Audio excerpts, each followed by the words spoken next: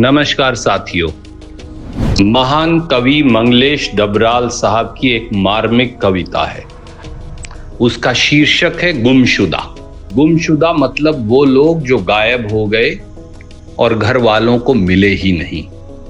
अपनी इस कविता की शुरुआती पंक्तियों में डबराल साहब लिखते हैं, हम जो देखते हैं शहर के कोने कोने और लोकप्रिय जगहों में उन गुमशुदा लोगों की तलाश के पोस्टर अब भी चिपके दिखते हैं, जो कई बरस पहले 10-12 साल की उम्र में या उससे ज्यादा बिना बताए घरों से निकले थे।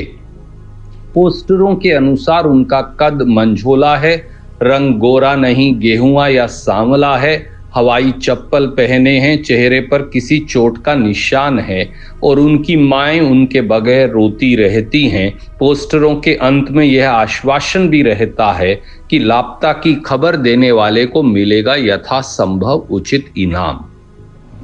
डबराल साहब की एक कविता मुझे उस वक्त याद आई जब मैंने अखबार में खबर पढ़ी और सुनी कि हमारे हरियाणा में हर रोज 45 लोग लापता हो रहे हैं।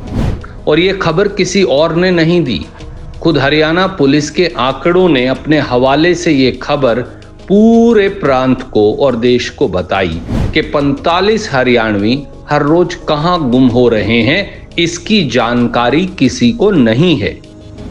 ना उनके घर परिवार को, ना पुलिस प्रशासन को, ना डबल इंजन सरकार के नुमाइंदों को। दोस्तों, कितनी भयानक है ये स्थिति। इसका अंदाजा आप बस इसी बात से लगा सकते हैं कि केवल साल 2025 के पहले 3 महीनों में हरियाणा में 4100 से ज्यादा लोग गायब हो चुके हैं और 1000 से अधिक अपहरण के मामले दर्ज हुए हैं।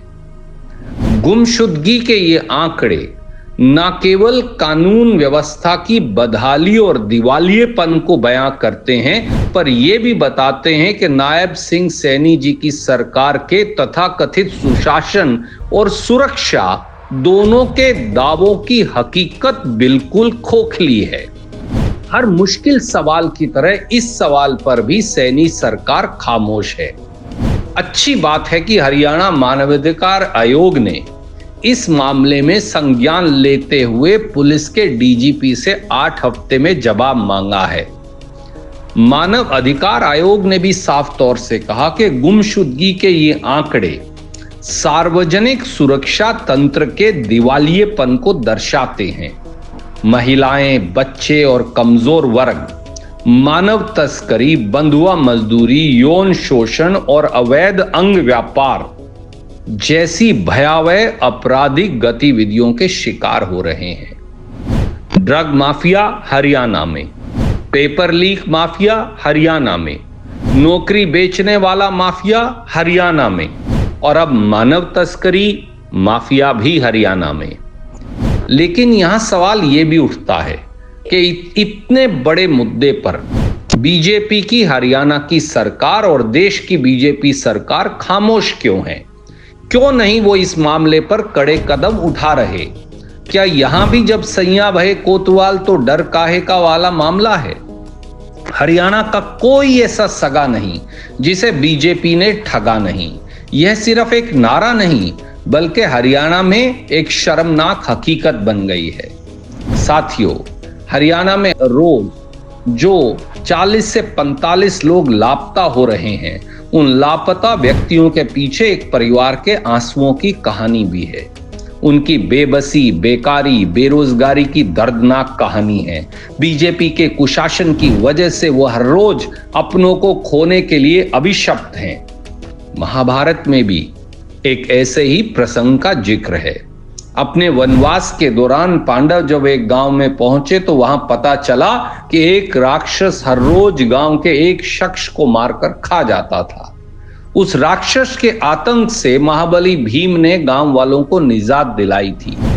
लेकिन मौजूदा दौर द्वापर का नहीं है। आज मदद के लिए पराक्रमी भीम नहीं है। आपको अपनी रक्षा खुद करनी पड़ेगी।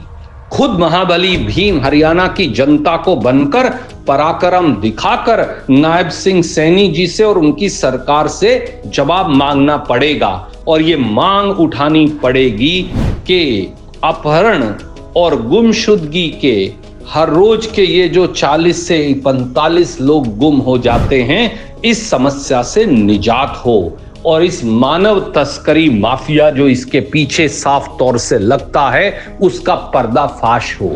इस पर भी बाकी सब घोटालों की तरह पर्दा ना डाल दिया जाए, यही वक्त की मांग है। तो उठिए, भाजपा के एक एक नेता से, एक एक विधायक से, एक एक सांसद से, मंत्री से और मुख्यमंत्री से अपने अपने तरीके से सवाल पूछिए। यही हरियाणा का धर्म है। जय हिंद, जय हरियाणा।